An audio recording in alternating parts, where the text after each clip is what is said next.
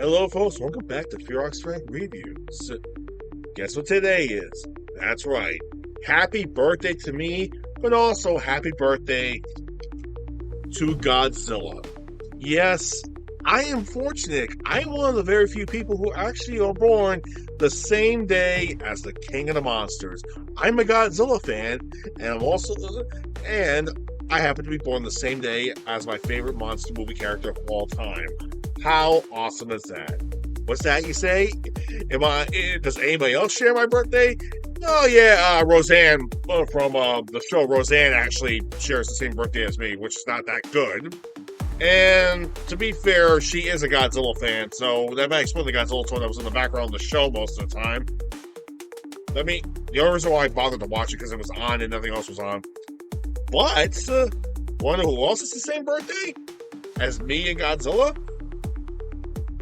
Dolph Lundgren. That's right. Ivan Drago from the Rocky franchise shares the same birthday as me. That is awesome. I got a feeling one of these days I'm going to have to probably do a Dolph Lundgren movie on my birthday one day. Or just do a Dolph Lundgren film and a Godzilla film around the same time. But technically, since my show is coming to a bit of an end next month, I figured why not do another Godzilla film. But this time around, I'm not going to continue on with the show of films, but instead I'm going to talk about a film that went under the radar for a long time. It's a fan film. Yes, today I'm going to do a fan film that hardcore fans may know about this movie, but for some of you who don't, let's talk about Godzilla X, the Kaiju Killer. Gojira! Gojira! Hear his mighty call! Crushing the weak, towering over all. A force of nature, unstoppable and grand. Gojira, Gojira, king of the land. Yes, Godzilla X the Kaiju Killer. And also, you haven't noticed, I got the poster right here. Just right here. The image is literally right here, okay? So just don't worry about it. So we get the idea what the hell the film is, exactly. This was a fan-made film made by a small film company called Tiny Toho. And I literally tried looking up the information, and I couldn't find anything about them anymore. And to be fair, now, the main company, Toho, who owns the rights to Godzilla, is very, anal about who actually uses Godzilla's property. Yeah, you know how they all are, exactly. Not to mention, we actually had to cancel the Godzilla Heritage film that was supposed to come out almost a decade ago, but they were kind of assholes about it, though, and it never got made, and it never got finished. All we have is a trailer to a what-if film. Seriously, Toho. But here's a bit of a fun fact about Godzilla films, particularly. Godzilla films are usually made best by the fans. Yeah, point in case. Yeah, even though this one was a little too that movie was actually heavily underappreciated, though. But now people are starting to look at it again and start to realize, holy shit, this movie is actually kind of good. Bit crazy, but hey, still a pretty good piece of film. The fans love that film. Critics didn't really like it that much, but honestly, who the fuck listens to the critics anymore? Yeah. Right now, to be fair, the critics have learned not to actually, piss on anybody's parade, especially with a franchise name under like Godzilla. They know not to piss off the hardcore for the fan base because they learned the hard way from the DC fans. Back in 2016. In case you don't remember. Yeah, that's a shame. I never actually did the Suicide Squad film. God, that's actually one of my personal favorite movies. I know I'm talking about the original Suicide Squad film. You want to know why? Because that's the film that actually shut the site of Rotten Tomatoes down. That's right. After all these years of the bullshit the bullshit reviews they actually kept on saying what was good and what was crap, they got shut down because they badmouthed the Suicide Squad film. And you know what? I don't care if the movie was good or it sucked. I personally like that movie. because it shut the site down. Okay, but seriously, all jokes. Okay, but look, going back to the Godzilla films particularly, like I said before, sometimes the better Godzilla films are the ones made by the fans. Why? Because the fans are diehard and they know how to make a film. They watch the films and they study them, and they also study the behind the scenes stuff of how the films are eventually made. And they pay attention to heavy details and stuff. In fact, there's a lot of callbacks to many of the old Godzilla films from this particular movie. That this one did the exact same thing, but this would happen probably a decade earlier. Yeah. Now, here's a bit of some context. Godzilla X the Kaiju Killer was a film that was made and released in October of 2009. Now, there's some speculation that was on the internet saying the movie was released in 2012, but no. Here's the thing. If you watch this film all the way from the beginning to the end, there's actually a copyright date from 2009 saying that's when the film came out. And, yeah, the film came out in October of 2009. All right, and 10 years later, and that was a fan-made movie made for the internet. 10 years later, a horror film director who was also a hardcore fan gave us this film. 10 years later. So, there's a little something to think about. Okay? So, I want to keep this. So, I'm not going to go completely crazy with this full-blown review, but mostly due to the fact the movie is just around 40 minutes. It's actually around 40 minutes or so, give or take. It's actually just over 40 minutes. It's like 42 minutes or something, like 42 minutes, give or take. But here's the reason. But here's a bit of a fun fact. Supposedly in 2009, we were supposed to get the Toho was supposed to actually make, of course, Godzilla 3D to the max. Unfortunately, that film never saw the production light of day. Right? And the original director was actually the director was originally the director from Godzilla vs. Hedorah from the Showa era. Now, most of the Godzilla we were used was the Final Wars Godzilla, but the teaser poster that was made for the movie actually used the 2003 Godzilla, also known as the Kiru Godzilla. But, like I said, that film was never made. It was supposed to be nothing more but 42 minutes of pure monster action. And it was supposed to actually show Godzilla fight another Hedorah monster called Deathlock from the Amazon rainforest, from the Amazon rainforest to Mexico City, and the finale was going to take place in Las Vegas. Right? And at some point, originally at some point, it was supposed to be around New York City, and the final fight stopped at the 9/11 site, but again, never happened. All right. But enough of that. Let's continue on. Right? So the movie takes place in the distant future, and I just want to emphasize this is a fan film, and it's also a Elseworlds film. Okay? Now, for those who don't know what an Elseworlds film is, it's basically a storyline that borrows elements from basically the main continuity, but it's not part of the main continuity, okay? It takes pieces of the source material and molds it into something a little different. It can get its own tale. Is it going to be part of the main continuity line? Most likely not. Now, the movie basically follows actually 3 particular characters. Well, actually, technically 4 characters if you count the... Anyways, the characters the movie follows are as such. We have the main human character, which is the only human character, by the way, which is called Biosoldier XY3. And in case you didn't realize, yes, that's also the name of the... okay, wait, before I go on any further, this movie has a ton of references from Godzilla films, alright? The director of this movie was a hardcore Godzilla fan, and there's a ton of references from all the previous movies, alright? Mostly from the Showa era, and I gotta give the guy credit, alright? He did a lot, alright? And you know what? The fans appreciate what this guy did, and I do too, alright? Now, yes, XY3 is actually the name of the rocket ship that was mostly used in Destroy All Monsters, aka BTW. Still a good movie to watch.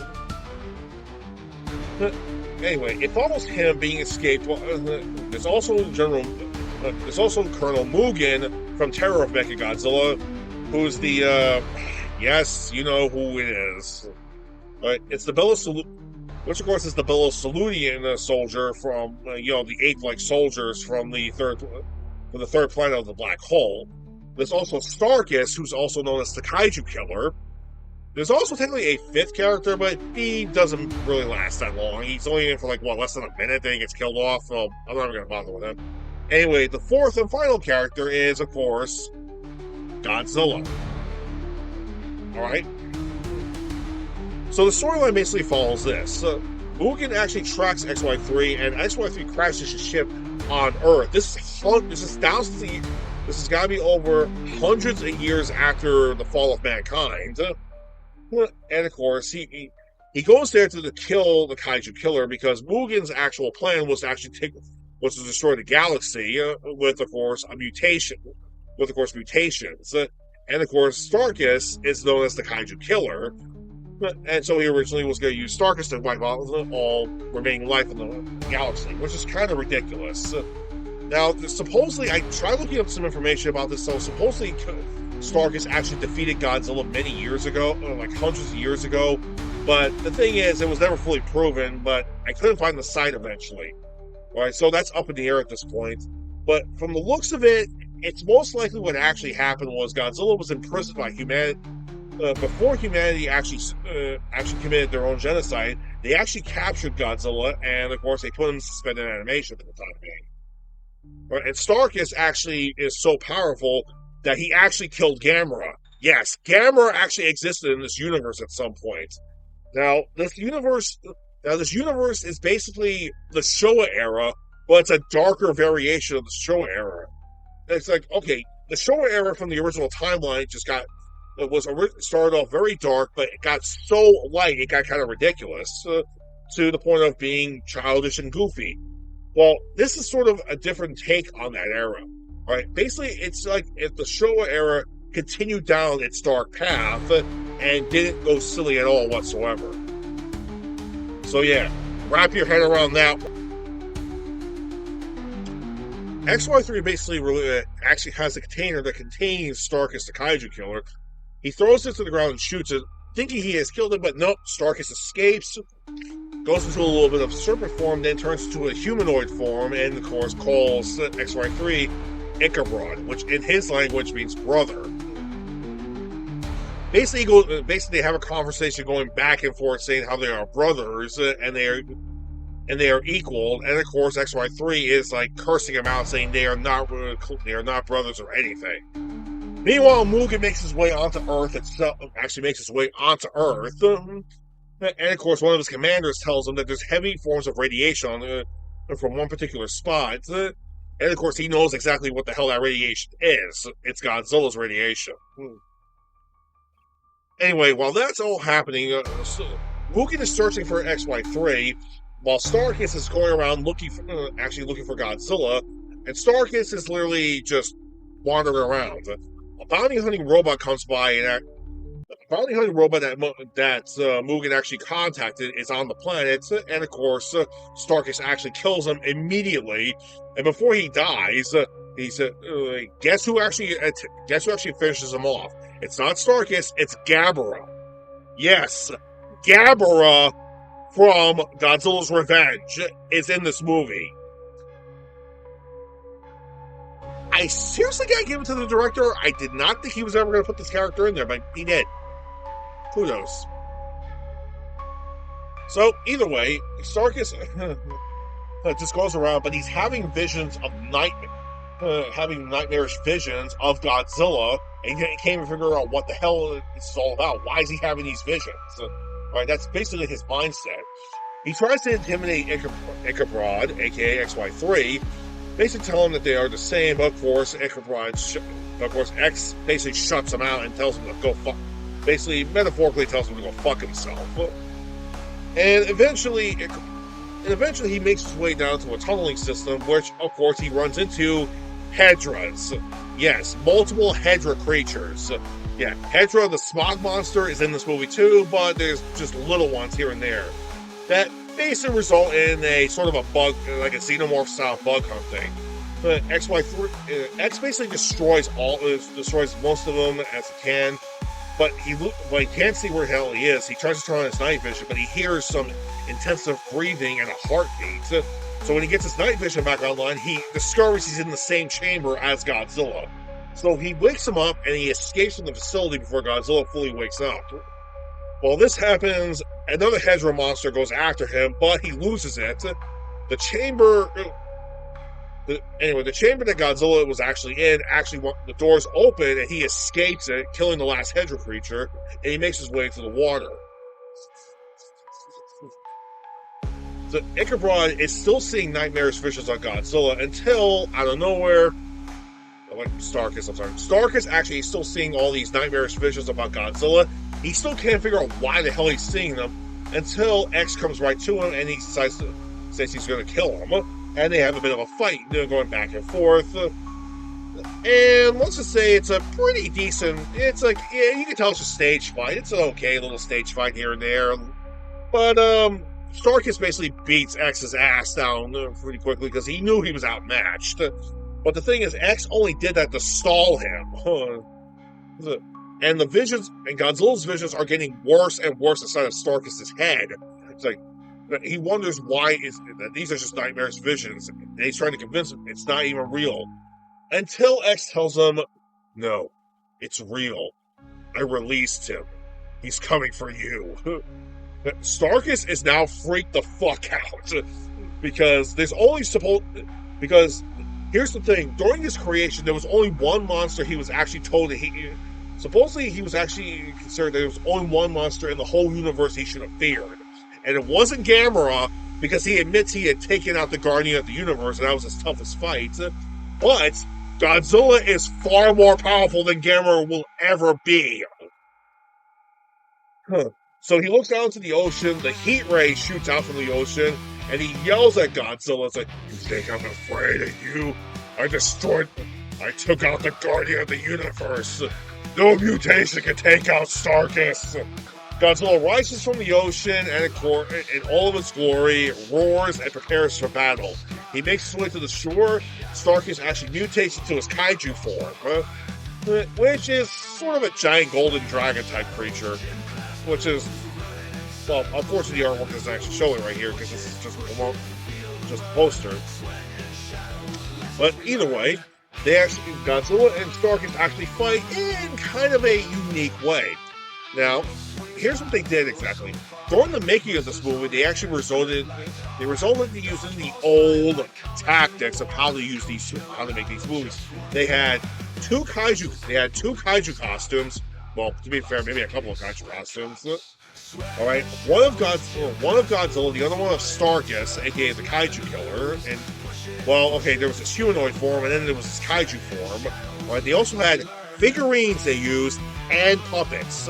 And they utilized the tactic of actually using all of them, going back and forth. Where Godzilla, where of course some of the external and some of the floor shots were using the puppets and toys and puppets, and the close-ups of them actually fighting and moving around were actually using that of the costumes. Right. So the fight scene is actually done old school style, where it utilizes puppetry, miniatures, and guys in suits. And I'm not gonna lie, out of all the Godzilla films that's been made in the recent years, including the official Toho short films that were made in the recent years, seeing a fan-made film paying a lot of attention to detail to this, I gotta give them props. Also, they made sure that the costumes matched Godzilla and Starkus' designs well. So the costumes, the puppets, and the miniatures will match perfectly. That way it looks like it's one singular fight. Right. Anyway, the fight of Godzilla and Starkus goes literally back and forth. With, of course, Starkus basically using a telekinetic ability like Space Godzilla did in the Space Godzilla film, throwing Godzilla's body around all over the place until he gets up and tackles Starkus and continues to fight him hand to hand, and using his heat ray. Of course. The fight goes back and forth. Like I said, they're pretty much evenly matched. So, While this is happening, XY3 actually runs into Moogle, and Moogle basically insults him even more. Like I said, back and forth, like you've heard earlier during the storyline, how Moogle wants to actually utilize and destroy all life in the existing universe, because he's a psychopath. Also, Moogle's actually played by the director of the movie, and supposedly he also played Godzilla in this movie, in puppets, not just in the suit, but also in the puppets as well. Kudos to this guy. I gotta give this guy credit. Now, to be fair, his YouTube channel is still up, but the studio channel is definitely not up. All right, so clearly it was probably shut down years ago. Probably due to a cease and desist by the actual Toho, but who knows. Anyway, Moogle, after so many insults between Moogle and X, they actually have a gunfight. They actually do a hand-to-hand gunfight thing going back and forth, and the scene cuts between them fighting and Godzilla and Starkers actually fighting. So it goes back and forth between the two scenes, kind of like how Godzilla Final Wars did. However, guess who actually interrupts the gunfight? Gabra shows up. So Moogle goes and hides, and Gabra shows up and tries to scare X. But unfortunately, his tactics don't work too well, and Gabra's power just makes him shrink down to a little shrimp. And what does X do? He shoots and kills Gabra. Now, going back to the fight between Godzilla and Starkis,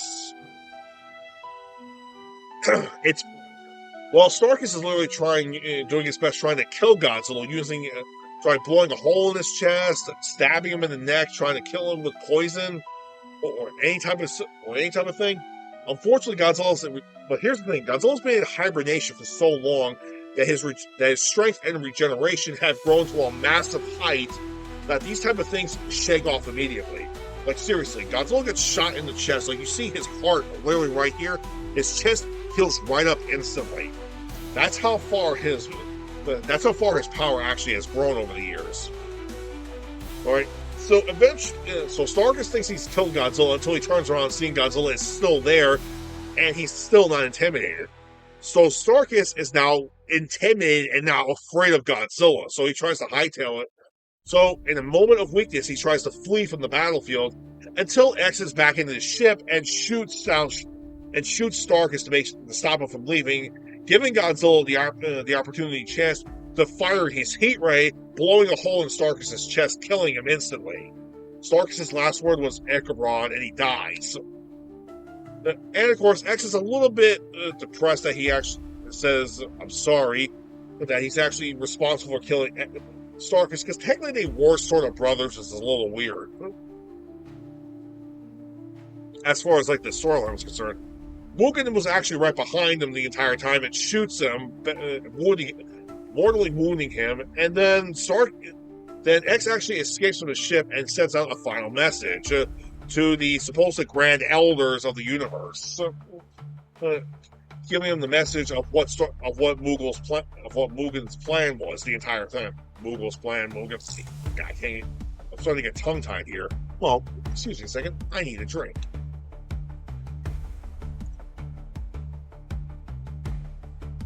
Cheers.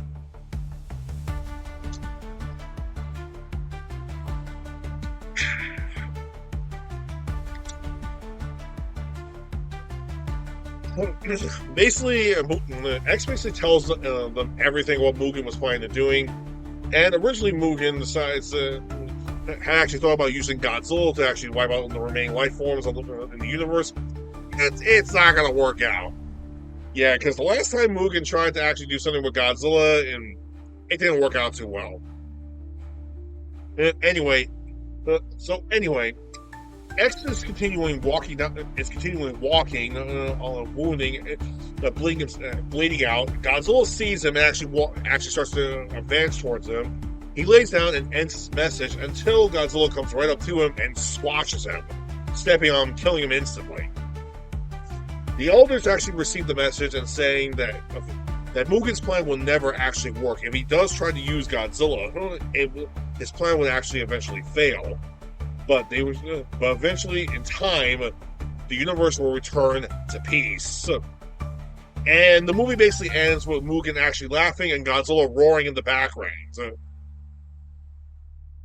And that is the movie. So that is Godzilla X the Kaiju Killer. Is it a good movie? Is it terrible? It's a fan-made movie. And chances are you're probably not going to like it. But hey, it's a fan film. You never know with these films, particularly. I should also mention that the music that was used was actually all Akira Fukube's music, except for a couple of songs. Like, for example, Disturbed's song Enemy was playing, and 3 Days Grace's Never Too Late was actually playing in the ending credits. And all the music that was actually, like I said, was all Akira Fukube's music, just heavily modified for the movie. So, if you're a hardcore Godzilla fan, I suggest you give this movie a check. It's still on YouTube to this very day. It's been on for so long that people do recognize it and they actually watch it from time to time.